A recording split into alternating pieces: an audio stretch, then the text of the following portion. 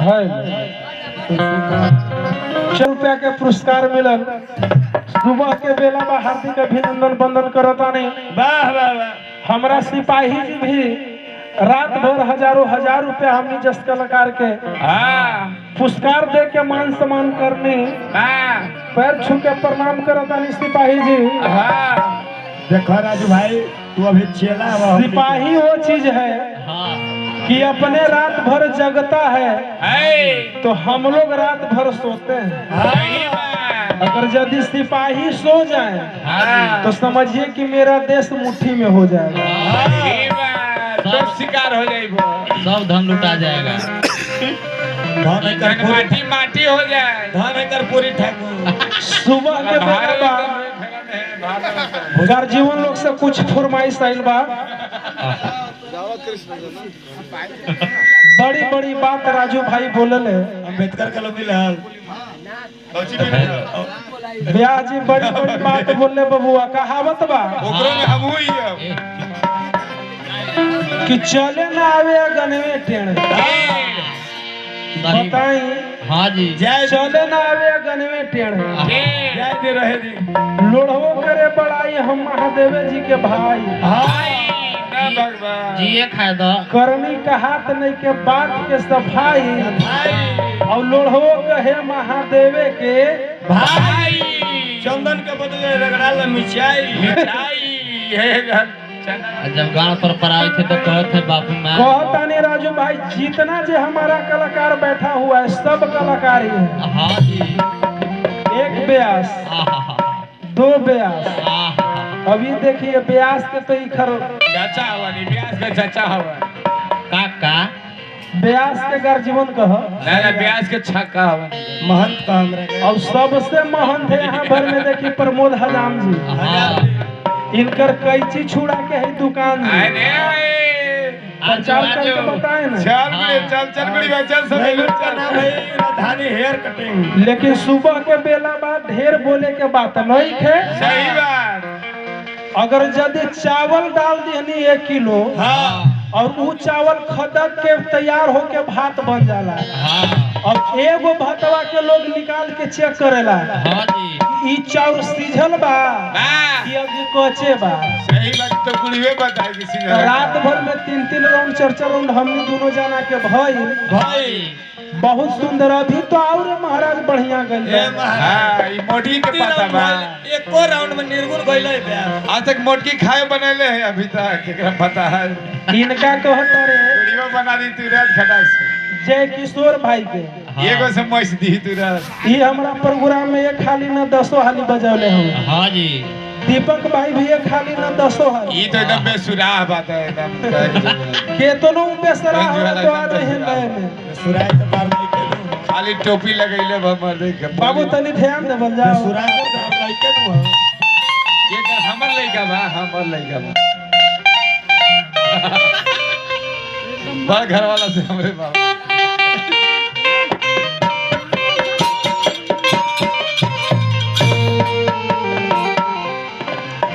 एगो निर्गुण के भी इनका रस है। हां निर्गुण के प्रोग्राम आइल बन जामनी के राग जगत नहीं खे और बार-बार कहता रे ए भाई एगो हाथ ये भाई तू खाली तू छोड़ा जैन था का ना कह बाबा तू छोड़ा दे। हमने के तू चला रहे दे इंदर भाई कोई बात नहीं कहती है कोरस वाले भाई भी एगो बहुत सुंदर सुंदर बात बोलत रहले। ना ठीक बाबू अभी तो ठीक बबुआ के भी पता नहीं खे। बबुआ ठीक बा। वो चले खाली बेसुराह ब्यास बा एकदम बेसुराह है। कहता रे कि ब्याह जी के धोती नहीं पहनने आता है। धोतिया से तोरा काट ले ना उनकर बाबूजी पहनले थी आके।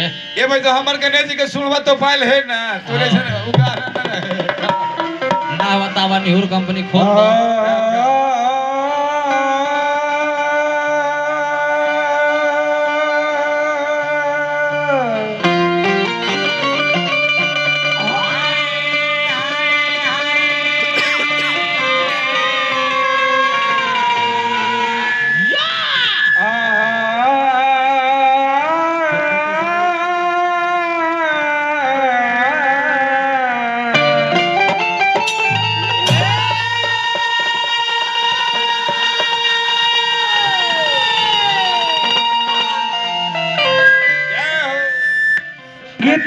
संगीत किसे कहते हैं? किसे ट्रेवल कब कलो गायन वादन नृत्य, ये तीनों सम्मिलित को संगीत कहते हैं। इतिहास के नाम बुझाई तो न तो आपको हजूर गायन है, न वादन है और न नृत्य ही है, और तैयो लगा रहे हैं कि संगीत एक नंबर के नाम गा रहे हैं। संगीत किसे कहते हैं? गायन वादन और नृत्य तीनों को सम्मिलित को हम संगीत कहते हैं। ये चीज हम लोग स्टेट के परीक्षा दिए थे, स्टेट में भी पूछा था। ये कैसे हो हेलो गया? हल्का उठा दो। हेलो, टीचर के नौकरी रिजाइन करके हेलो और दुगोला प्रोग्राम गावता है। हाँ जी, अब यहू कहब कि तू झूठे बोलता रहा। नताइया कोचिंग करे हमरा। हेलो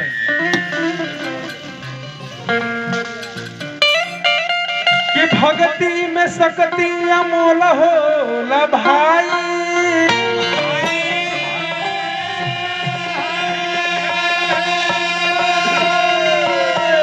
कि भक्ति से मीरा जी मोहन के पवनी,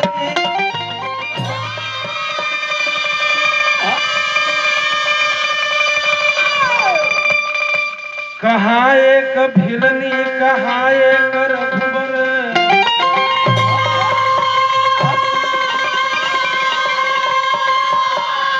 अरे भक्ति से झूठा बैर सेवरी,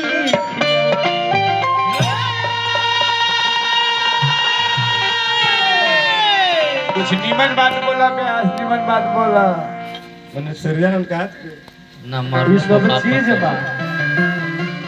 ओबरा प्रखंड में ऐसा 2 कलाकार हुए ही बा जो मगध सम्राट सुदर्शन यादव जी जोड़े गा रहे हैं। भगवान प्रथम में हमारे सिरजानंद पांडे सही बा, हमारे ही पंचायत के हैं, ये है और वोटर है। सेकंड में ये लड़का आप लोग के आशीर्वाद से खड़ा होकर गा रहा है। कुछ बतावल भी जरूरी होखेला, कुछ समझावल भी जरूरी आई होखेला। हो तो हर बंजी वाला बजैले बा, मतलब तो यूं ना बुझा मेरे ऐसे बाबू से कहिबा कि चले या ठेंगराएल। ऐसे एगो साढ़ रहे, साढ़, हाँ, और गेहूं चरत रहे। गाय के पढ़ावे खातिर बुल बुल कहल जाला, बुल के साढ़े होखेला। ना हम दूसर छोड़। और उस साढ़वा गेहूं चरत रहे। हाँ खेत में, हाँ हाँ खेते में। ना हम कहीं कि आओ। ए महाराज, साढ़वा गेहूं चरत रहे, एगो पोका भी ओने से पहुंच गई। हाँ चरे खातिर और ना, वो चढ़े पोकवा बार बार जाए उस साढ़वा के पीछे से मारे। अब ओकर साथी संगतिया रहले, कहले कि रे भाई, अरे इतना बड़ा के तू जानवर हवे, छोट मोट जानवर से लड़ता रहे। हाँ ये मार के तोहरा भगावता, जब को शर्म नहीं खे लागत। साढ़वा बेचारा कहता कि ये महाराज क्या कहे, मारे के तो मूड बनावता नहीं, लेकिन ऐसने फोकराइन महकता, हाँ ऐसने फोकराइन महकता हाँ के कि मार। हमारा मूडवे खराब कर देता। हाँ सही बात। कौची मारी इनका देखे बिना जी। ये मालिक भोर के समय है। हाँ। बोलो बोलो, अच्छा बोलो। जा दर ले ब्याह से धोक जाते। भोर के समय है, सुबह के बेला है, एगो भजन।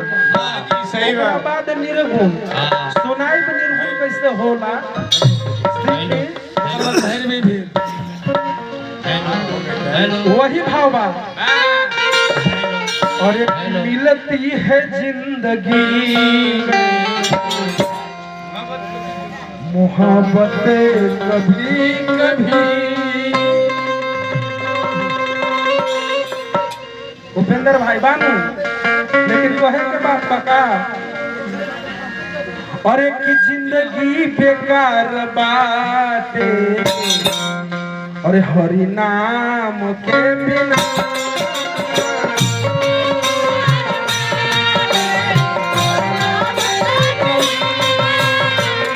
बेकार बाटे, हरि नाम के बिना।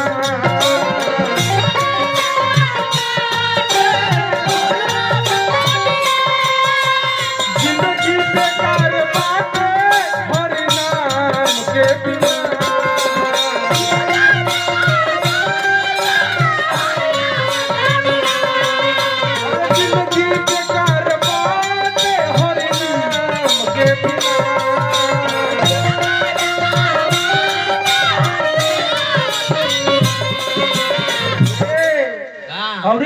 अरे कि सब धन बेकार बाटे ज्ञान के बिना।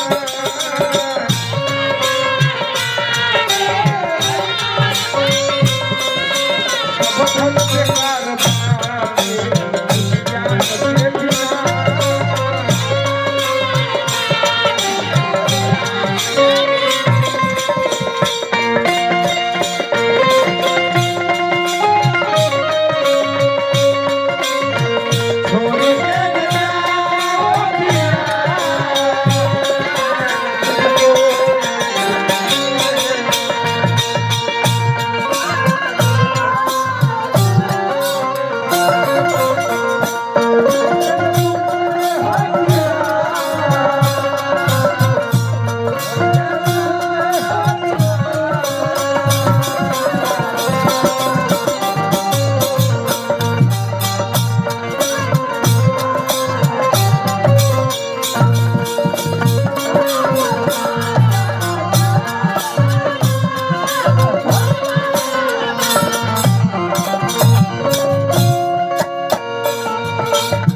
एकरा संगीत कहल जाला माने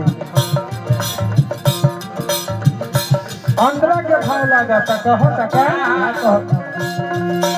मन गा गीत कसाई भजन से पार गइले।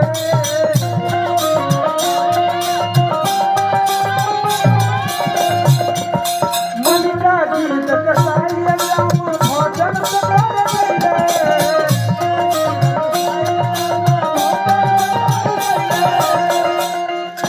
मीरा संत कबीरा के जीवन सवर गइले।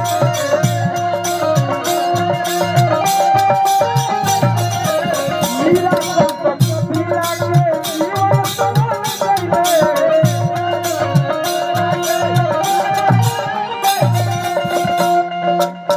वही न मानी अरे कि हथवा बेकार बाटे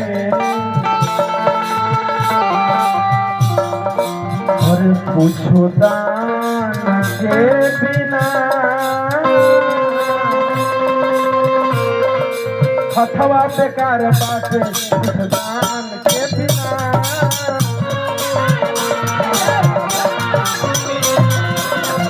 बेकार बाटे पूछो दान के बिना।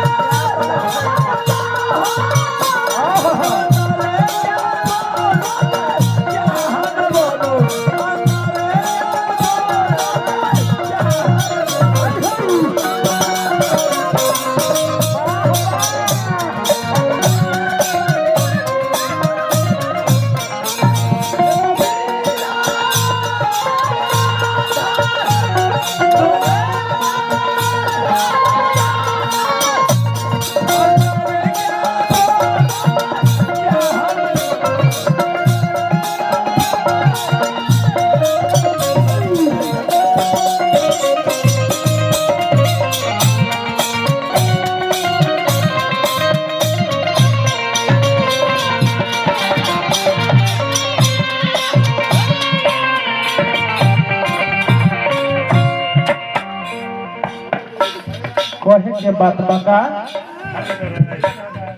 धन बाहरी के माया कहीं धूप कहीं छाया।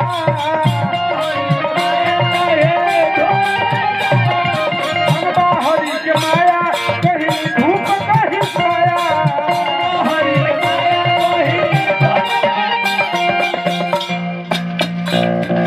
झूठ बैरिया खा के सवरी पर कहीं मिटाया।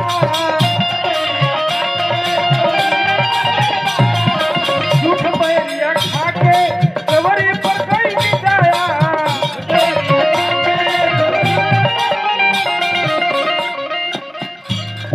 और एक जीवन सफल न होई। अरे अरे गुणगान के बिना जीवन सफल न होई। गुणगान के बिना